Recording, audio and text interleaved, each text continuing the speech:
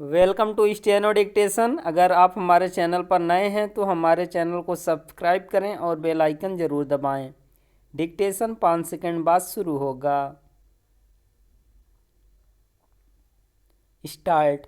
बुनियादी ढांचा परियोजनाओं में देरी कोई नई बात नहीं है।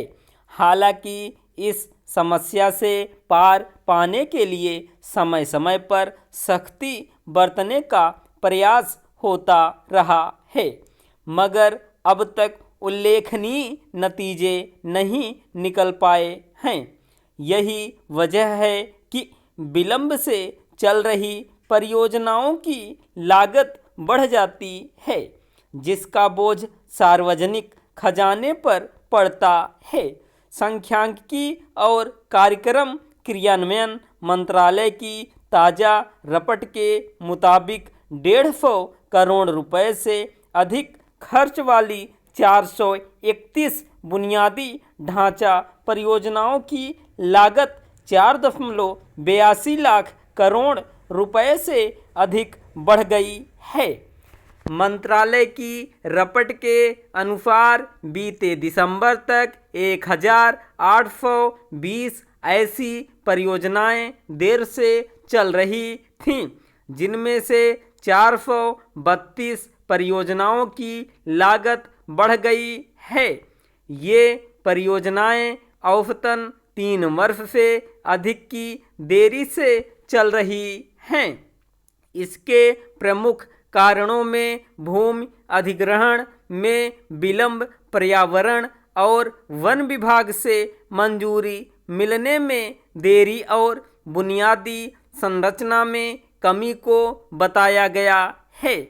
इसके अलावा परियोजना का वित्तपोषण, विस्तृत अभियांत्रिकी को मूर्त रूप देने में देरी, परियोजनाओं की संभावना में बदलाव, निविदा प्रक्रिया और ठेके देने में देरी, उपकरण मंगाने में विलंब, अप्रत्याशित भू उपयोग में परिवर्तन आदि भी बड़े कारण हैं।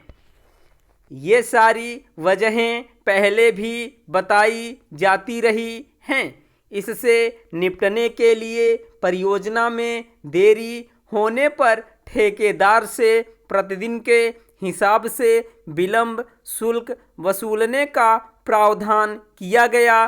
तब माना गया कि इससे परियोजनाएं समय पर पूरी हो सकेंगी और उन पर लागत बढ़ने के खर्च से बचा जा सकेगा।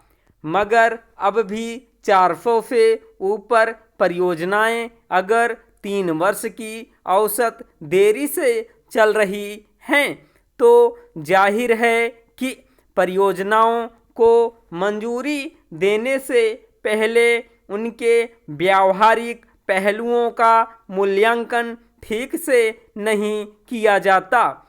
आमतौर पर सड़कों, पुलों आदि जैसी बुनियादी ढांचे की परियोजनाओं का निर्णय राजनीतिक स्तर पर ले लिए जाते हैं। उनके मूल्यांकन में प्रायः संभावित अड़चनों, मसलन भूमि अधिग्रहण, पर्यावरण संबंधी मानक, भू उपयोग आदि को लेकर लापरवाही बरती जाती है।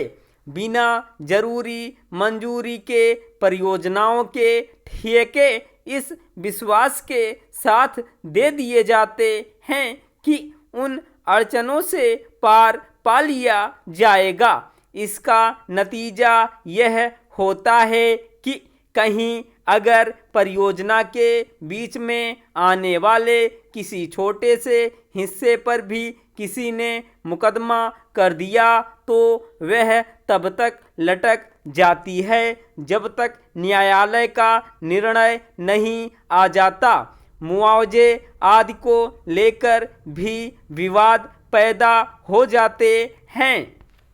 यह भी छिपी बात नहीं है कि बुनियादी ढांचा क्षेत्र की परियोजनाओं में देरी और फिर उनकी लागत बढ़ने के पीछे बड़ा कारण भ्रष्टाचार है। ठेकेदार और वित्त पोषण करने वाले विभाग के बीच अक्सर भुगतान को लेकर रस्साकसी देखी जाती है। समय पर भुगतान न मिल पाने से ठेकेदार काम बीच में छोड़ देते हैं। भुगतान समय पर न मिलने के पीछे अक्सर कमीशनखोरी बड़ा कारण होती है। इस पर अनेक निर्माण कंपनियां सार्वजनिक रूप से असंतोष प्रकट कर चुकी हैं।